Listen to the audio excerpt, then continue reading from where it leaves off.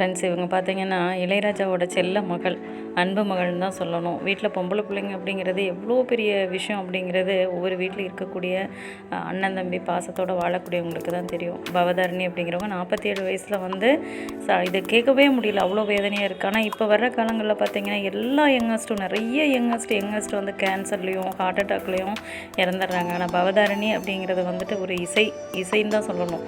அவரோட அது என்ன சொல்கிறது, பாட்டுகள்லாம் பார்த்திங்கன்னா கேட்குறக்கு அவ்வளோ அழகாக இருக்கும். கேட்குறக்கு எனக்கு தெரிஞ்ச அந்த கன்னத்தில் முத்தமிட்டால அந்த பாட்டில் ஒரு தெய்வம் தந்த பூவே அப்படி ஒரு சாங் அது அந்த பொண்ணை நடிச்சிருப்பாங்க. ஸோ நினச்சி பார்க்கவே முடியல, கடவுள் ஏன் இந்த சின்ன வயசுலேயே எல்லாருக்கும் இப்படி ஒரு மரணத்தை கொடுக்குறாங்க அப்படிங்கிறது. ஆனால் ஒன்று, ஒவ்வொரு சின்ன விஷயம் நம்ம வந்து உடம்புல ஏற்படக்கூடிய மாறுதல்கள் ஏதாவது நமக்கு இருந்தால் அசால்ட்டாக விடக்கூடாது. அசால்ட்டாக விடும் பட்சத்தில் தான் நமக்கு என்ன ஆகுது, அது வந்து ரொம்ப 4th ஸ்டேஜுக்கு போயிருக்காங்க இந்த 5 மாதத்தில். அப்படிங்கும்போது தாங்கவே முடியாத ஒரு விஷயம். பட் அது நமக்கு ஒரு கேன்சர் அப்படிங்கிற ஒரு விஷயம் தெரியாத வரைக்கும் நம்ம வாழ்க்கையில் எல்லா விஷயத்தையும் தாண்டி வருவோம். எல்லா கஷ்டமே வந்தாலும் ஒன்றும் மனசுங்க. ஆனால் அந்த ஒரு வியாதி நமக்கு இருக்குதுன்னு தெரிஞ்சிருச்சுன்னா நம்ம உடஞ்சி உருகி அந்த மனசு வேதனைப்பட்டே நம்ம வந்து வாழ்க்கையை முடிஞ்சிடும்.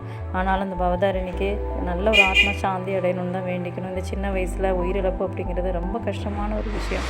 அவங்களும் பார்த்திங்கன்னா ட்ரீட்மெண்ட்டில் தான் இருந்திருக்காங்க. ட்ரீட்மெண்ட்டில் இருந்திருந்தாலும் காப்பாற்ற முடியாத ஒரு ஸ்டேஜ், கல்லீரலில் வந்து கேன்சர் இருந்திருக்குது அப்படின்னு தான் ஐடென்டிஃபை பண்ணியிருந்திருக்காங்க.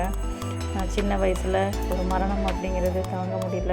ஒரு இசை ஞானி அப்படிங்கிறது வந்து இளையராஜா கிடைச்ச பட்டம். பட் இந்த பவதாரணியும் அதே மாதிரி அவ்வளோ ஒரு மெல்லிசை குரலில் அது என்ன சொல்கிறது, சொல்ல முடியாது, அவ்வளோ ஒரு பாட்டு. குடும்பமே வந்து இசைக்காகவே வாழ்கிறாங்க. ஆனால் கடவுளுக்கு கருணையே இல்லாமல் போயிடுச்சு.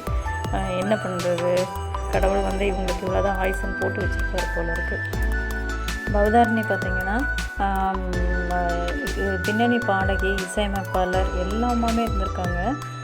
ஸோ நேஷ்னல் அவார்ட் கூட வாங்கியிருக்காங்க. ரொம்ப சின்ன வயசில், இளம் வயசில் வந்துட்டு இப்படி மரணம் ஏற்படுறதுங்கிறது தாங்க முடியாத ஒரு வழி. அதுவும் அப்பா அம்மா இருந்து குழந்தைங்க இறக்குறதுங்கிறது அது பெரிய ஒரு வழி.